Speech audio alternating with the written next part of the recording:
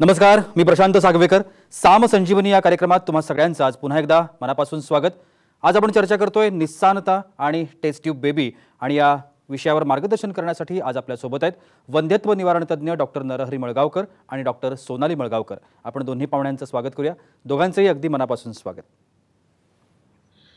कार्यक्रमाला सुरुवात करायची आहे, मात्र त्याआधी आपण दोन्ही पाहुण्यांची थोडक्यात ओळख करून घेऊया. डॉक्टर नरहरी मळगावकर हे वंध्यत्व निवारण तज्ञ असून त्यांच्या मार्गदर्शनाखाली ठाणे, पुणे आणि नाशिक या ठिकाणी प्रोजेनेसिस फर्टिलिटी सेंटर नावानं आंतरराष्ट्रीय दर्जाचं सुसज्ज हॉस्पिटल कार्यरत आहे.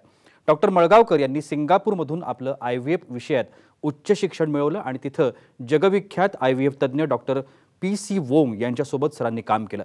उत्तम सक्सेस, अत्याधुनिक तंत्रज्ञान, world class art laboratories, ethical practices याच्या जोरावर प्रोजेनिसनं कमी वेळामध्ये भरपूर रुग्णांना मातृत्व आणि पितृत्वाचं सुख मिळवून दिलंय. वारंवार IVF अपयशी झालेल्या रुग्णांना प्रोजेनेसिस फर्टिलिटी सेंटर एक वरदान आहे, कारण प्रोजेनेसिसमध्ये या रुग्णांना लवकर यश मिळतं. आतापर्यंत प्रोजेनेसिसला देशात आणि विदेशात अनेक पुरस्कारांनी सन्मानित देखील करण्यात आलंय. डॉक्टर सोनाली मळगावकर यांच्याविषयी सांगायचं झालं तर ह्या सुद्धा वंध्यत्व निवारण तज्ञ आहेत. त्यांनी पुणेमधून पदवी शिक्षण पूर्ण केलं आणि त्यानंतर त्यांनी मुंबई येथील ग्रँड मेडिकल कॉलेज आणि जे ग्रुप ऑफ हॉस्पिटलमधून MS गायनाकॉलॉजिस्ट ही पदव्युत्तर शिक्षण घेतलं. सध्या गेल्या 6 वर्षांपासून प्रोजेनेसिस फर्टिलिटी सेंटरमध्ये IVF तज्ञ म्हणून त्या कार्यरत आहेत. त्यांनी अनेक वंध्यत्व दाम्पत्यांवर IVF पद्धतीचे यशस्वीपणे उपचार करून त्यांच्या चेहऱ्यावर आनंद देखील फुलावा. आजच्या या विषयासंदर्भात तुमच्याही मनामध्ये शंका असतील, प्रश्न असतील, तुम्ही थेट आत्ता दोघांनाही विचारू शकता. त्यासाठी आमचा स्टुडिओ क्रमांक लिहून घ्या. 022-6684-3333 हा आपला स्टुडिओ क्रमांक आहे. चला तर मग कार्यक्रमाला सुरुवात करूया. मॅडम, पहिला प्रश्न माझा तुमच्यासाठी आहे. अपत्य प्राप्ती ही प्रत्येक जोडप्याचं हे एक स्वप्न असतं असं म्हणायला हरकत नाही. मात्र अनेक जोडप्यांच्या नशिबामध्ये किंवा काही कारणांमुळे आपण असं म्हणूया निस्सानता येते, आणि याचं जे काही कारण आहे ते कारण कशामध्ये असतं आणि त्यावर कशा प्रकारे मात देखील करता येऊ शकते? नक्की. जवळपास 15 ते 20% म्हणजे 6 जोडप्यांमागे एका जोडप्याला निसंतानता प्रॉब्लेम असतो. तर त्याची कारण एकतर स्त्रियांमध्ये अंडाशयात असू शकतात, म्हणजे अंडाशयाची कपॅसिटी जर कमी असेल, स्त्रीबीज फुटण्याची समस्या असेल, म्हणजे पॉलिसिस्टिक ओव्हरी असेल, एंडोमेट्रियोसिस असेल, हार्मोनल इम्बॅलन्स जर असेल तर निसंतानता येते. गर्भनलिकेचे काही प्रॉब्लेम, म्हणजे गर्भनलिका जर ब्लॉक असेल, त्याच्यात जर पाणी जमलं असेल किंवा ती फंक्शनल नसेल इन्फेक्शनमुळे किंवा ट्युबरक्युलोसिस किंवा एंडोमेट्रियोसिसमुळे, किंवा गर्भाशयात जर गाठी असतील किंवा गर्भाशयाला सूज असेल, गर्भाशयाचं अस्तर जर व्यवस्थित वाढत नसेल, त्याला रक्तपुरवठा कमी होत असेल किंवा ते चिकटलं गेलं असेल तर निसंतानता येते. पुरुषांमध्ये जर आपण विचार केला तर शुक्राणूंच्या कमतरतेमुळे बऱ्याचदा वंध्यत्व येतं, म्हणजे शुक्राणूंची संख्या कमी असेल किंवा हालचाल त्यांची कमी असेल, मॉर्फोलॉजीमध्ये बिघाड असेल किंवा DNA फ्रॅगमेंटेशन वाढले असेल किंवा धातूमध्ये शुक्राणू नसतील किंवा इरेक्टाईल डिस्फंक्शन, इजॅक्युलेटरी डिस्फंक्शन असे सेक्शुअल डिस्फंक्शन जर असतील तर अशा प्रकारच्या समस्या उभ्या येतात. तर उपचारांबाबत आपण विचार केला तर पहिली महत्त्वाची स्टेप म्हणजे इन्व्हेस्टिगेशन करून अचूक निदान करून बेस्ट अशी अचूक ट्रीटमेंट मोडॅलिटी निवडणं ही सगळ्यात महत्त्वाची स्टेप आहे. त्यानंतर जो कुठला प्रॉब्लेम आहे त्यानुसार समजा जर करेक्टेबल कॉज असेल, म्हणजे फॅलोपियन ट्यूब्स ब्लॉक असेल तर लॅप्रोस्कोपी करून आपण नळ्या उघडण्या गेल्या पाहिजे. ओव्युलेशनच्या समस्या असेल तर आपण ओव्युलेशन इंडक्शन करून त्यानंतर आपण जनरली प्लॅन रिलेशन म्हणजे टाइम इंटरकोर्सची ट्रीटमेंट आपण सजेस्ट करतो, किंवा एक स्टेप पुढे जाऊन आपण इंट्रायुटराइन इन्सेमिनेशन ची ट्रीटमेंट देतो, ज्याने आपण प्रेग्नन्सीचा सक्सेस रेट वाढवू शकतो. काही ठराविक कंडिशन म्हणजे दोन्ही नळ्या जेव्हा ब्लॉक असतील किंवा सिव्हिअर मेल फॅक्टर इन्फर्टिलिटी असेल, धातूमध्ये सिव्हिअर एबनॉर्मलिटी असेल किंवा अंडाशयाची कपॅसिटी अतिशय कमी असेल, सिव्हिअर एंडोमेट्रियोसिस असेल तर टेस्ट ट्यूब बेबीच्या ट्रीटमेंटला आपल्याला जावं लागतं. आणि टेस्ट ट्यूब बेबी ट्रीटमेंटमध्ये सगळ्यात जास्ती इफेक्टिव्हनेस आहे ट्रीटमेंटसाठीचा, आणि ॲडव्हान्स मोडॅलिटी जर आपण वापरली तर आजच्या घडीला कुठलाही कपल जे आहे ते निसंतान राहू शकत नाही.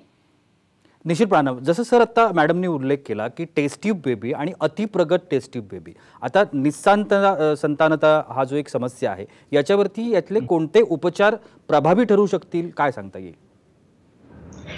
नक्की प्रशांतजी, जेव्हा आपण बघतो बरेचसे कपल्स हे इन्फर्टिलिटीने सध्या ग्रस्त आहे आणि निसंतानता हा एक फार मोठा प्रश्न आहे याच्यासमोर, आणि बरेचसे कपल्स हे ट्रीटमेंट घेतात त्याच्यातून रिझल्ट मिळत नाही. तर मॅडम जसं बोलल्यात आपल्याला अचूक निदान करणं फार गरजेचं आहे, आणि अचूक निदानानंतर योग्यची ट्रीटमेंट घेतली तर आपले रिझल्ट चांगले मिळू शकतात. तर टेस्ट ट्यूब बेबी किंवा त्याच्यातल्या अतिप्रगत ज्या उपचार पद्धती याच्यामध्ये जर आपण बघितलं तर प्रॉब्लेमला काय सोल्युशन आहे आपण असं बघितलं त्याच्यामध्ये मेल इन्फर्टिलिटी आपण पहिले घेऊ, कारण तो इक्वल आहे फिमेल इन्फर्टिलिटी सारखा. तर याच्यामध्ये जर पुरुषांमध्ये शुक्राणू कमी असतील, त्याचा काउंट कमी असेल किंवा हालचाल कमी असेल किंवा त्याच्या मॉर्फोलॉजीमध्ये प्रॉब्लेम असेल, तर अशा कंडिशनमध्ये आपल्याला जी ॲडव्हान्स मोडॅलिटी आहे, तर याला आपण इम्सी किंवा पिक्सी म्हणतो.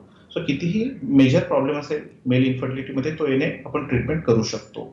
तसंच शुक्राणू नसतील, ज्याला अझूस्पर्मिया आपण असं म्हणतो. तर अझूस्पर्मियाच्या ट्रीटमेंटमध्ये आपण स्पर्म ॲस्पिरेशन टेक्निक्स आपण म्हणतो, ज्याला टिसा, पिसा किंवा आपण मायक्रो टिसे म्हणतो. तर याच्याद्वारे शुक्राणू काढून त्याच्याद्वारे आपण इम्सी किंवा पिक्सी जर केली, तर आपल्याला मेल इन्फर्टिलिटीमध्ये अतिशय चांगले आपल्याला रिझल्ट मिळू शकतात. तसेच फिमेलच्या बाबतीत जर आपण विचार केला, तर आपण काय नवीन उपचार पद्धती आहेत, तर याच्यामध्ये आपण बघितलं तर सगळ्यात महत्त्वाचं जे आपण बघतो, त्याच्यामध्ये जे स्टिम्युलेशन प्रोटोकॉल्स आहे, हे अतिशय प्रगत आणि चांगले स्टिम्युलेशन प्रोटोकॉल्स आता आलेले आहेत. त्याच्यानंतर आपण जेव्हा बघतो तर ब्लास्टोसिस एम्ब्रियो ट्रान्सफर झालं, सिक्वेन्शियल एम्ब्रियो ट्रान्सफर झालं, याच्यामध्ये आपल्याला रिझल्ट चांगले मिळू शकतात. पॉलिसिस्टिक ओव्हरी असेल पर्टिक्युलरली, तर vitrification technique, freeze all protocol हे जे उपचार वापरले गेले IVF किंवा टेस्ट ट्यूब बेबीमध्ये अतिप्रगत याच्यामध्ये, तर गर्भ आपण गोठवून ठेवू शकतो आणि ते नॅचरल सायकलमध्ये जर ट्रान्सफर केलं तर आपल्याला रिझल्ट अतिशय चांगले मिळतात. तसंच अंडाशयाची कॅपॅसिटी कमी असेल, पुअर ओव्हरियन रिझर्व्ह असेल, लो AMH असेल, तर अशा कंडिशनमध्ये आपण मल्टिपल स्टिम्युलेशन करून क्युम्युलेटिव्ह एम्ब्रियो ट्रान्सफर करू शकतो. म्हणजे 3-4 चांगले गर्भ तयार झाले का ते आपण क्युम्युलेटिव्ह एम्ब्रियो ट्रान्सफर करू शकतो. याच्यात रिझल्ट आपल्याला अतिशय चांगले मिळतात. वय जास्त असेल लेडीजचं, तर आपण लेझर असिस्टेड हॅचिंग करू शकतो. वारंवार IVF फेल असेल, तर अशा कंडिशनमध्ये आपण लेझर असिस्टेड हॅचिंग झालं, ब्लास्टोसिस ट्रान्सफर झालं, सिक्वेन्शियल ट्रान्सफर झालं. किंवा त्याच्या व्यतिरिक्त आपण म्हटलं इम्प्लांटेशन फेल्युअर असेल, तर याच्यामध्ये आपण ज्या पर्टिक्युलरली आहे, तर एंडोमेट्रियल रिसेप्टिव्हिटी अरे आपण करू शकतो आणि PGTA म्हणतो, ज्याला pre genetic implantation testing for aneuploidic embryo. हे केलं तर रिपीटेड इम्प्लांटेशन फेल्युअर असेल तरी रिझल्ट मिळतो. वारंवार जर ॲबॉर्शन्स होत असतील, तर त्या कंडिशनमध्ये आपण लीड थेरपी किंवा इम्युनोथेरपी आपण देऊ शकतो. तर जेव्हा आपण बघतो तर ह्या वेगवेगळ्या ज्या प्रॉब्लेम्स आहे इन्फर्टिलिटीमध्ये, याच्यासाठी अतिशय चांगले अतिप्रगत उपचारही अवेलेबल आहे आणि त्याच्यामध्ये रिझल्टही अतिशय चांगला आहे ना. निश्चितपणे खूप छान अशी माहिती डॉक्टरांनी आपल्याला दिली आहे. डॉक्टरांचं जे प्रोजेनेसिस फर्टिलिटी सेंटर आहे ठाणे, पुणे आणि नाशिकमध्ये, आत्तापर्यंत हजारोंनी रुग्णांनी या ठिकाणी येऊन उपचार घेतले आणि मातृत्व आणि पितृत्वाचा जो काही आनंद आहे, हा आनंद प्रोजेनेसिसनं या सगळ्यांच्या पदरात टाकलेला आहे. त्यांच्या प्रतिक्रिया देखील आपण आजच्या कार्यक्रमामध्ये ऐकणार आहोत. त्यातलीच ही पहिली प्रतिक्रिया. नमस्कार, माझं नाव राहुल चंद्रकांत कुलकर्णी. आमच्या लग्नाला जवळपास 11 वर्ष आज पूर्ण झाले होते. मी सर्व्हिसला पुण्यानिमित्त असल्याने बरेच पुण्याचे डॉक्टर पण केले. बरेच डॉक्टर आम्ही नाशिकमध्ये जवळपास दाखवून झालं आणि आम्ही शेवटी होप सोडला होता की आता काही होऊ शकत नाही म्हणून. पण आमच्या रिलेटिव्हचं असं म्हणणं पडलं की मळगावकर सर जे आहेत, तर त्यांना एकदा तुम्ही व्हिजिट द्या आणि तिथे दाखवून बघा. आपण एवढा सगळं हे केलाच आहे, तर एक प्रयत्न हाही करून बघू. म्हणून आम्ही सरांकडे आलो आणि सरांना सर्व केसेस वगैरे सगळं दाखवलं, मागचं सगळं वगैरे की सर असं असं झालं आहे. आणि आम्ही आता जवळपास इतका खर्च झाल्यामुळे आम्ही होप सोडून बसलो आहे. आणि जवळपास मॅडमचं एज 35 आणि माझं जवळपास 38 झालं असल्यामुळे विविध डॉक्टरांनी असं सांगितलं की आता तुमचं एज पण होत आलं आहे असं वगैरे सगळं. पण जेव्हा आम्ही नरहरी सरांना भेटलो, त्यांनी सर्व ज्या आशा होत्या आणि ज्या शंका होत्या त्या सर्व आमच्या सॉर्ट आऊट केल्या. तुम्ही बघताच आहात की जवळपास आम्हाला 5 महिन्यामध्ये पहिल्या IVFला आम्हाला सरांनी अगदी उत्कृष्ट रिझल्ट दिलेला आहे. एवढ्या दिवसाची प्रतीक्षा, जवळपास 11 वर्षाची प्रतीक्षा आज तिची संपलेली आहे. काय सांगावं आता, हे तिला या शब्दात नमूद करता येत नसल्यामुळे ती मे बी बोलत नसावी. आणि सरांना विशेष धन्यवाद देऊन सरांचं असंच कार्य जे काय आहे ते व्यवस्थित चालू राहो. संतान प्राप्तीनंतर अतिशय बोलकी अशी ही प्रतिक्रिया आपल्याला म्हणायला लागेल. सर, कार्यक्रमात आपल्याला फोन येतोय. नेहा कदम आहेत पुण्यावरून, त्यांना प्रश्न विचारायचा आहे. बोला नेहा, काय समस्या आहे आपली? नमस्कार मॅडम, मी नेहा कदम बोलते पुण्याहून. मॅम, मला ना PCOD आहे, त्यासाठी आम्ही IVIची ट्रीटमेंट घेतली. पण त्या 2 वेळेस IVI केलं तर श्रीबीज हे वाढतच नव्हतं. मग त्यासाठी डॉक्टरांनी ना इंजेक्शनचा डोस हा वाढवून सांगितला आणि इंजेक्शनचा डोस वाढवला. श्रीबीजचा 20-22 दिवसानंतर वाढलं, पण ते IVI त्यावेळेस फेल गेलं. तर आता मी याच्यानंतर कुठल्या प्रकारची ट्रीटमेंट घेऊ? सर, काय सांगता येईल यांना?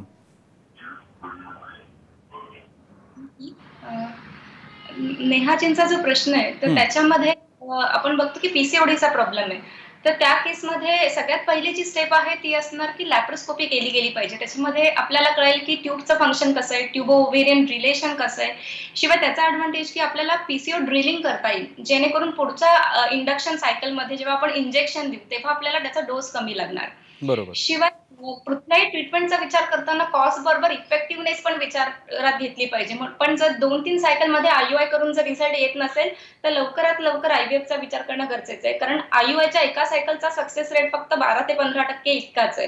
त्यामुळे 2-3 सायकल मध्ये जर रिझल्ट येत नसेल आययूआयच्या तर आयव्हीएफच्या दिशेने पावलं उचलली गेली पाहिजे. आयव्हीएफ मध्ये सक्सेसचा चान्सेस जवळपास 3 ते 4 पट जास्ती आहे. आणि अशा केसेसमध्ये पीसीओडी मध्ये भरपूर स्त्रीबीज मिळतात, जास्तीचे गर्भ बनतात जे आपल्याला गोठवून ठेवता येतात आणि नंतर नॅचरल सायकल मध्ये आपल्याला ट्रान्सफर केल्यानंतर प्रेग्नन्सीचा चान्स खूप चांगला मिळतो. इनफॅक्ट पुढच्या प्रेग्नन्सीसाठी पण आपल्याला आयव्हीएफ द्वारे गर्भ गोठवून त्यांचा वापर नंतर करता येऊ शकतो.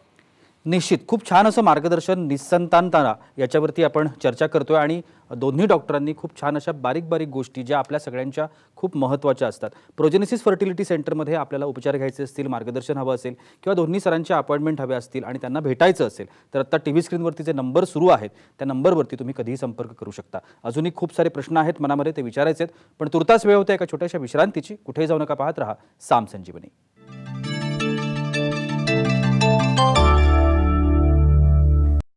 विश्रांतीनंतर साम संजीवनीमध्ये तुम्हा सगळ्यांचं पुन्हा एकदा स्वागत. निसंतानता आणि टेस्ट ट्यूब बेबी या विषयावरती आपण चर्चा करतोय.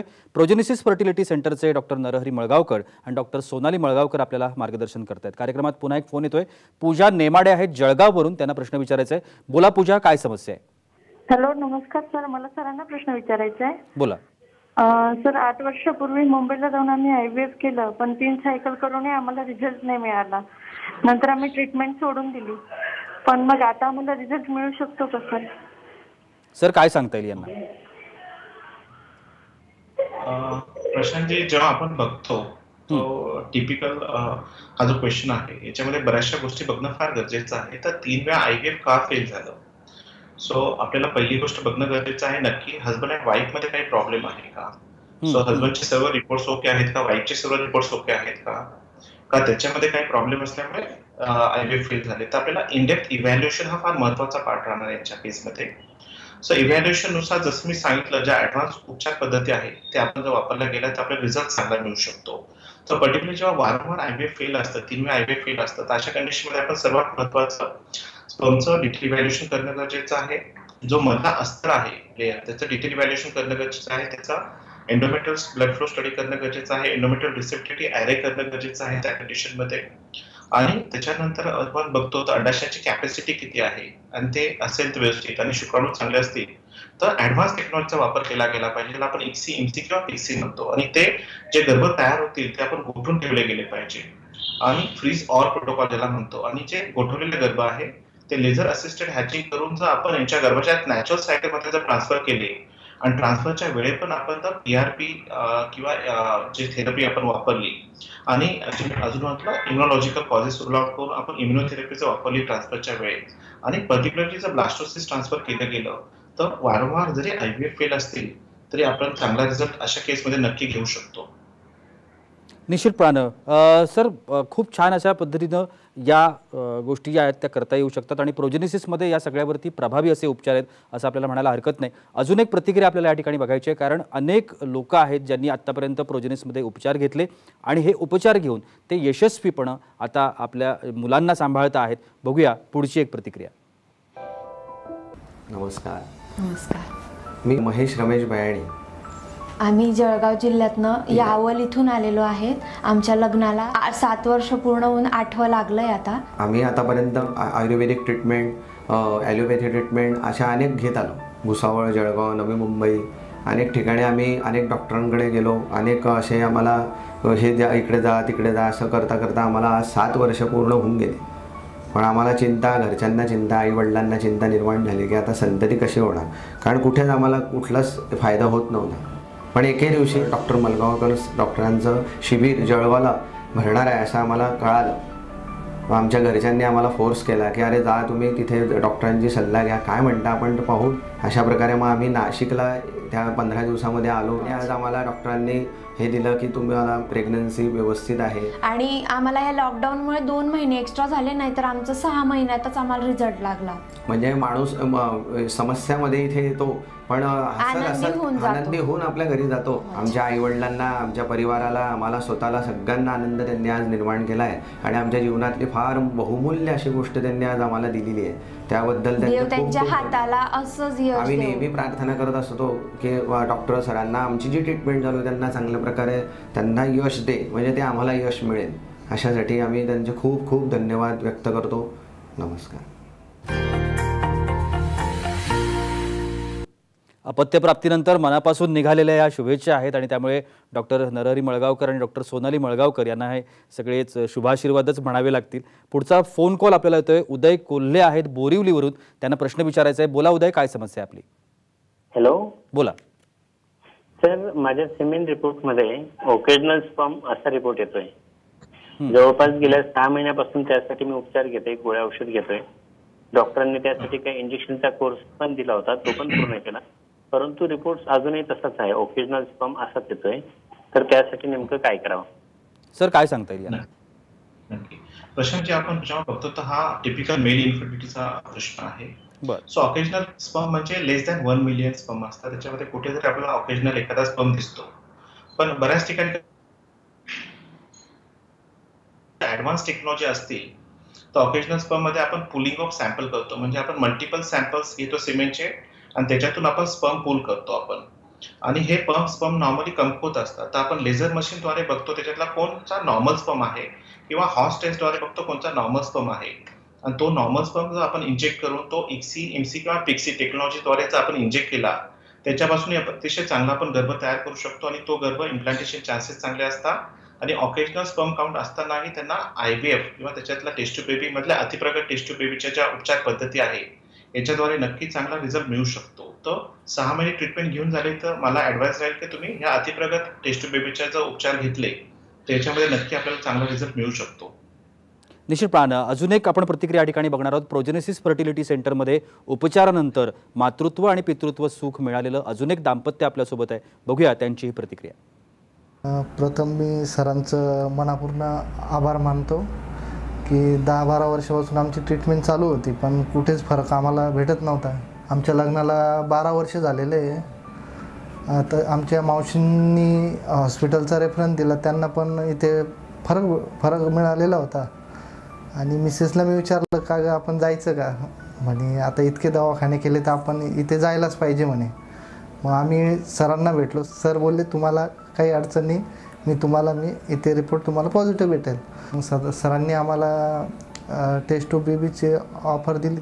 तर पहिल्या सर्कलमध्ये आम्हाला फरक भेटून गेला. तर सरांनी आम्हाला जशी बातमी दिली तर आम्हाला इतका आनंद झाला. प्रत्यक्षात परमेश्वर आम्ही सरांमध्ये बघितला. आणि मुलं होणार नाही अशी तर आम्ही अपेक्षा सोडून दिली होती, कारण आम्ही भरपूर दवाखाने केले, भरपूर ठिकाणी गेलो, खूप पैसे खर्च केले पण आम्हाला रिझल्टच मिळत नव्हता. सर खरंच आमच्यासाठी देवच. आणि खरंच आम्हाला आता खूप आनंद झालेला आहे की आमच्याही घरात बाळ येणार आहे. आणि सरांचं खरंच मनापासून आभार मानतो की आम्हाला हे खरंच परमेश्वराच्या रूपात तुम्ही आम्हाला दिलं. या प्रतिक्रियेनंतर अजून एक फोन घेऊया आपण कार्यक्रमामध्ये. कविता मुंडे आहेत वाडा इथून. त्यांना प्रश्न विचारायचा आहे. बोला कविता, काय समस्या आहे? नमस्कार मॅडम. नमस्कार, बोला. मी कविता मुंडे बोलते. माझ्या लग्नाला 3 वर्ष झाली. त्यात माझे 4 वेळा मिसकॅरेज झाले. तर इथल्या डॉक्टरांनी लॅप्रोस्कोपी करायला सांगितली आहे. तर तुमचं काय ओपिनियन आहे? मॅडम, काय सांगता येईल यांना?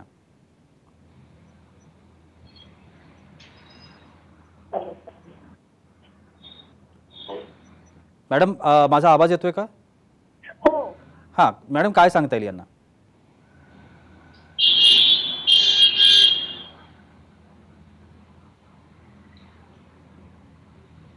मॅडम, कविता मॅडम, तुम्ही प्रश्न पुन्हा विचारू शकता का? मॅडम, माझ्या लग्नाला 3 वर्ष झाली आहे. हां. त्यात 4 वेळा मिसकॅरेज झाले. इथल्या डॉक्टरांनी लॅप्रोस्कोपी सांगितली. बरं. तरी तुमचं ओपिनियन काय? मॅडम, यांना काय सांगता येईल आपल्याला?